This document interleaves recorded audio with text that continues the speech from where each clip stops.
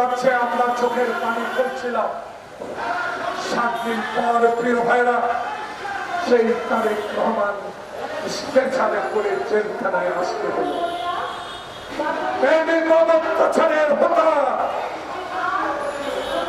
Daganbhuiyan সোনাগাজীর MP ছিলাম major general Masud দত্তে। এখনো কি আইনের আওতায় আসবে? এটা আমাদের কথা নয়, এটা জনগণের কথা।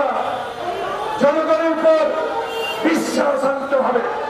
আমি জানি আপনার বিশ্বাস আছে, আমাদেরও বিশ্বাস আছে। সেই বিশ্বাস আনতে সময় লাগতে পারে। আমরা জানি যত দ্রুত গতিতে বাংলাদেশে মানুষের আশা আকাঙ্ক্ষা যেটা 16 বছর হাতের খোপাংরা আমরা যারা আন্দোলন করে বাংলাদেশে মানুষের পক্ষে কাজ করেছি, ছাত্র জনতার সেই এক মাসের আন্দোলনে ইনশাল্লাহ আমরাও 400 নেতা কর্মীকে হারিয়েছি। আমরা তাদেরকে বৈষম্য বিরোধী ছাত্র আন্দোলনের সাথে স্মরণ করতে আসি, স্মরণ করতে থাকি।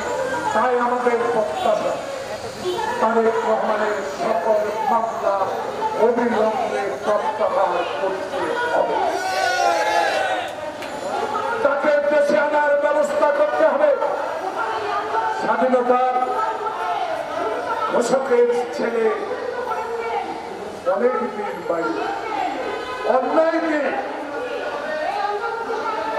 একটা আমাদের নিজের জনসভা কি বলে মুক্তাঙ্গন থেকে পরিবর্তন করে আওয়ামী লীগ অফিসের সামনে কেন নেবে? আর তারেক রহমান আসামি করলেন প্রিপ্ল্যান করা কারেন্ট হামলা। আমরা এই মামলা মানি না, এই মামলা আমরা মানতে পারি না। আমার সকল নেতার মামলা অবিলম্বে প্রত্যাহার করতে হবে। ষড়যন্ত্র করে 10টার অস্ত্র এনে প্রিপ্ল্যান করে আজকে যে সমস্যা সৃষ্টি করে আমাদেরকে মামলা দিয়েছেন তার ইতিহাস আস্তে আস্তে বের হয়ে পড়বে। প্রিয় ভাইয়েরা, তাই আজকে এই প্রতিবাদের পক্ষ থেকে সরকারকে বলতে চাই, আমরা আপনাদের সাথে আছি, আপনাদের সাথে থাকব। তবে যে বিষয়গুলো সংসদে সমাধান হওয়ার দরকার সেই বিষয়গুলো জনপ্রতিনিধির হাতে ছেড়ে দেওয়া উচিত। অবিলম্বে আমার নেতা মির্জা ফখরুল ইসলাম আলমগীর বলেছে ঝঞ্ঝাল সারাতে হবে, সাথে সাথে নির্বাচনের ম্যাপও দেওয়া বাঞ্ছনীয় হোক। কারণ মানুষ যাতে মনে মনে ওই চোর ময়ূর ভক্তের মতো না হয়। তাই আজকে অনুরোধ জানাবো, আসুন বাংলাদেশ করে বাংলাদেশের মানুষকে ক্ষুধার্ত থেকে বাঁচাই। বাংলাদেশের মানুষের নিত্য নৈমিত্তিক জিনিস ক্রয় করার ক্ষমতা আমরা ফিরিয়ে দিই।